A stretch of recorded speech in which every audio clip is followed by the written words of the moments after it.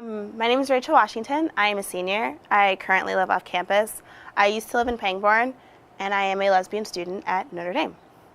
My story starts with, I guess, my family. My mom is Central American. I know you probably can't tell by looking at me, but I am half Central American. And in our family, we had a very distinct way of understanding the world and understanding Catholicism. The way that we approach Catholicism is, I think, a little different than how it is approached on campus. It's like Latin Catholicism is very different than most people. I was taught there was a huge emphasis on loving everyone and genuinely being compassionate and caring about everyone. But there's also a strong sense of homophobia within that culture, and don't ask, don't tell, and just wishing to change or just keeping quiet about things that you normally wouldn't talk about. Also, my grandmother studied scripture for 40 years. She's read the Bible in Latin, Greek, Hebrew, everything. I remember going through her closet and just finding books in all these languages that I had no idea what they were, and just being really enthralled by that. And I remember one of the first things that my mother told me when I was a kid was to love everyone but not gay people. So that got really confusing, though, because no one ever told me what gay people, who they were. It was just people who were different for a really long time in my family. For example, if we were walking down the street and a gay man really did pass us by, I was told not to talk to him. But then at the same time, if we were at Venice Beach, which is a really popular place in California where I'm from, and a guy was playing the drums and he was just weird or different, my mom would also be like, he's gay, don't talk to him. So I didn't really know what gay meant. And so I just kind of went on my life knowing I wasn't supposed to like these people, even though I didn't know who they were. So eventually I got to middle school, and I was a pretty amazing field hockey player, and I really loved field hockey more than anything. And I was playing one day, and this girl was jealous because I was awesome, and she was just like, Rich, you're such a lesbian. That's the only reason why you're good at hockey. And I had no idea what lesbian meant at all. So I was just like, whatever, shut up, because I was 12, and that's the normal response. But I went home and looked it up, and it was like a woman that likes women, and I was just like, that's impossible.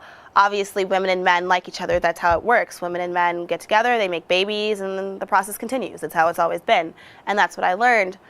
So I went there the next day thinking I was all smug and smart, and I was like, I'm not a lesbian, I play with sticks, you're an idiot.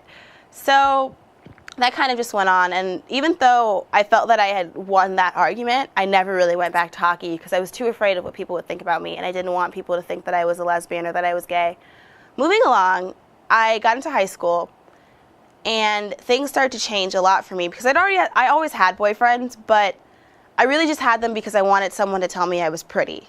And they worked as basically people who just stood there and held my hand and watched movies with me, and we cuddled, and they said I was pretty every once in a while, but I never wanted to do anything with them.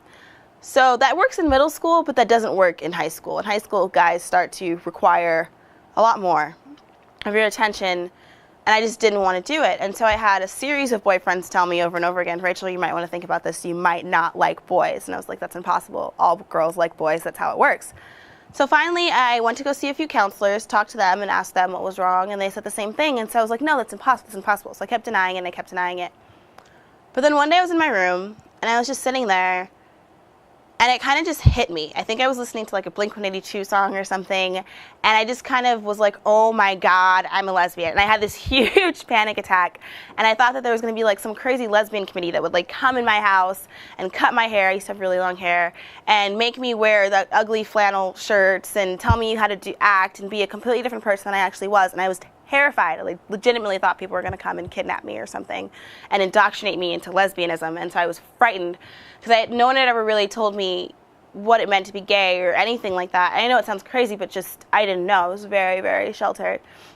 So I just kind of went about my life knowing that I liked girls, but just didn't really say anything, and it never really bothered me. I just kind of kept it a secret. So when it came time to choose colleges, my options were Columbia, Berkeley, or Notre Dame. So I went to Berkeley, and it was raining, and I didn't like that because I thought it was ugly, and it didn't cross my mind that it snowed at Notre Dame. So I was just like, no Berkeley, it rains there. Then I went to Columbia, and someone told me that they ripped pages out of textbooks and that it was really, really hard to study, and it was really competitive, and I'm really lazy, and I didn't have that kind of time, so I just didn't want to be at that kind of campus climate. And when I came here, everyone was so loving, and so this is a family, this is part of who you will be forever, this will be your new home. And I loved that. And I came, and everyone was always so welcoming and always so loving. So I was like, of course I want to go to Notre Dame. Why wouldn't I want to go to Notre Dame? It seems like a great environment and a like really healthy place, and the competition seems to take second place to the family aspect of it, and I like that a lot. So I came to Notre Dame, and I remember the first thing I remember was Frosh O and the disaster that was for me.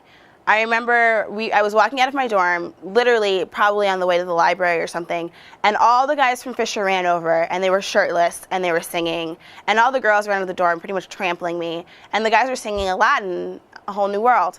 And all the other girls in the dorm were just like, oh my goodness, this is so amazing, shirtless boys. And I was just like, oh my goodness, they're off key. I love this song. That's annoying. And so I got really upset. And then stuff like that just kept happening. Like random guys would just come up to me and ask me for my number because of the Frosh Show thing that they did in O'Neill at the time with the T-shirts we had to sign and get numbers for their orientation, and just random cultural things that just really started to freak me out. But I think what the climax of all of it for me was Domerfest. And we had to pick little things out of the hat, and I got ND cheerleader, and the guy that was supposed to be my escort got ND football player, which why those two things equate, I don't know, but that's another issue for another time. And so I look at him, and my RA quickly runs up behind me, and she's like, that guy could be your husband. That could be the guy that you marry. And I look at this guy, and I start to have like a panic attack because I don't want to get married. I came to college to get my education. Like I came to college for a degree. I came to college to expand on like academic success, on social work. Like I did not come to college to get married. And so he walks over, and I like just yelled at him. I was like, I don't want to marry you. And he was just like, I don't want to marry you either. I just really just want to escort you to Domerfest. This is awkward enough. Can you stop yelling at me? And so it ended up that I had to accept the fact that I just didn't felt like I fit into this culture. So I started really, really having a series of breakdowns and really freaking out. And I would cry like all the time in the chapel. I'd cry in my room by myself. I'd cry in the hallways because I didn't know what else to do. And I just felt like Notre Dame was kind of a breeding ground, and I just didn't fit into it. And I just felt like I wasn't part of the family because I wasn't straight. So this only got worse with my roommate. At one point, she told me that she never wanted to have a gay roommate because if she did have a gay roommate, the gay roommate somehow would sneak into her bed and force her to cuddle, which, just to be clear, that's not what gay people do. I don't know where she got that idea from, but that's what she would say, things like that, and it was just really painful, and I could never ever come out to her. So I started to get more and more miserable and started to resort to drinking every weekend and just kind of like being extremely reckless with my life and just with my responsibilities. And so finally, when my friends came up to me and she was like, dude, what's wrong? Tell me what's going on. This doesn't seem like this is who you really are. And I told her, I was like, I'm gay. And after that, I kind of ran out of the room, which is funny because it was my bedroom that I ran out of. And I tried to avoid her the best that I could because I was so afraid that she would tell me, oh, that's too bad, you're going to hell, or that's too bad, I don't know, something terrible. So finally, she found me outside of D-BART, and she was just like, Rachel, why are you running? Why are you hiding from me? And I was just like, because I'm terrified. You fit perfectly into the school. You're conservative. You're Catholic. You're everything that this school seems to want as part of their family. And she just like looked at me for a second, and she was like, how dare you be so judgmental of me and expect the world to be so accepting of you? And I think that's when it really hit me that judgment can go both ways. And she was extremely accepting, and all my beliefs of who I thought she was and who I thought everyone on this campus was certainly just began to disintegrate. And she really showed me that judgment can usually be wrong and that you really should ask questions and get to know people. And I think that that's the lesson that I've learned both ways, that people who have decided to judge me because of my life and because of who I am, something that's intrinsically me, never really sat me down and asked me any questions. And that's the problem with judgment, or that you just make decisions based on something that you don't really ever know to be true. And so if you take nothing else from this video other than a laugh, hopefully at some point, I hope that you also take that you never really know who's around and who's listening. And you never really know what your judgment can do and how wrong it can be. I think of how I could have lost my best friend because I was being judgmental and thinking that all people who were Catholic hated gay people, and how terrible that is, that I could have lost that opportunity. And that my friend, she even tells me that she feels terrible because she could have lost me as a friend because I was so afraid just to come out to her, and that she doesn't want Notre Dame to have that experience because we are supposed to be a family. And I think that the more that we can create that family aspect, the more work and good work we can do here, the more we can become more accepting and accept more diversity. and eventually just become that family that we always say that we are. And I think that that's really the point, that everyone should feel comfortable at home. And Notre Dame is our home for 4 years, and that's a pretty big deal. And I'm thankful for the friends that I have, and I hope that one day you guys can be those friends too.